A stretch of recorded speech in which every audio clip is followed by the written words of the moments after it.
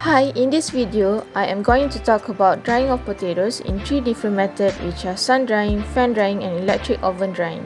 Potato is a starchy crop used as a material for the production of many kinds of food and snacks. According to a research, it consists of 63 to 83% of moisture content.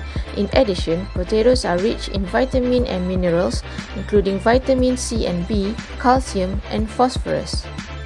Next, we are going to see for the methodology. The potatoes were peeled and sliced into a thin layer. 3 slices of the potato were taken for the sample for each method. The initial mass of the sample was recorded, and this is the mass for sun drying.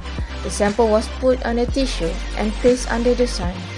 At first, I set the timer for 10 minutes, but as I observed the trend, I make it 20 minutes.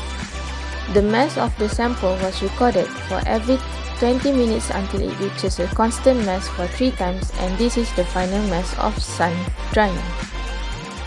The same for the fan drying. Record the initial mass, place it in front of a fan and set the timer. Record the mass for every 20 minutes, and this is the result of fan drying. Same goes to electric oven drying. Record the initial mass, place it in the oven and set the timer. Record the mass for every 20 minutes, and this is the result on electric oven drying. For the result and discussion, the 1 Raman is before and after for sun drying, 2 Raman for fan drying, and 3 Raman is for electric oven drying. It can be seen that after the drying process, the samples are all dried. The moisture content of the sample had lost during the drying process. The browning effect occurs on the natural drying since both methods took a quite long time to dry. On the contrary, the sample from the electric oven was nicely dried with less browning effect. As shown in figure 1, the graph plotted is the graph of moisture content versus time. The moisture content for all methods decreasing through time. The time needed to achieve 0% moisture content for fan drying is 8 hours 20 minutes, while sun drying method and electric oven needed 7 hours and 2 hours 20 minutes respectively. Figure 2 shows the graph of drying rate versus time. Through time, the sun and fan drying have higher drying rate.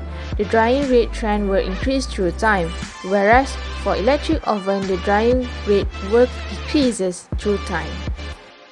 The final mass for sun drying and fan drying is at 6 gram, while electric oven achieved the final mass at 5 gram.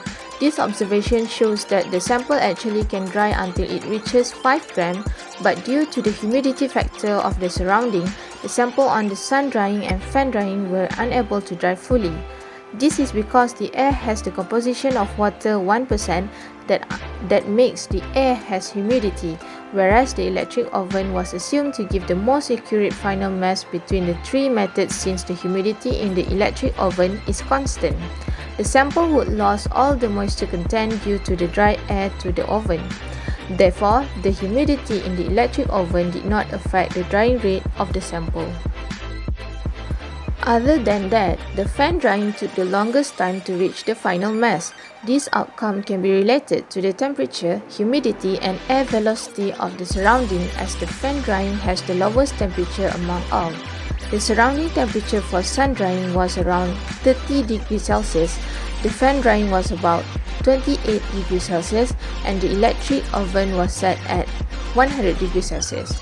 However, the temperature varies in natural drying due to the weather and other factors. In conclusion, it can be seen that electrical drying gives a better drying as it is faster and more effective rather than natural drying. It took a lesser time to dry the product. Since electrical drying is controllable, the desired temperature and condition to dry the products can be adjusted according to the suitable conditions of the product, rather than natural drying, which cannot be controlled, and the unexpected weather. My name is Muna, and thank you for watching. See you next time.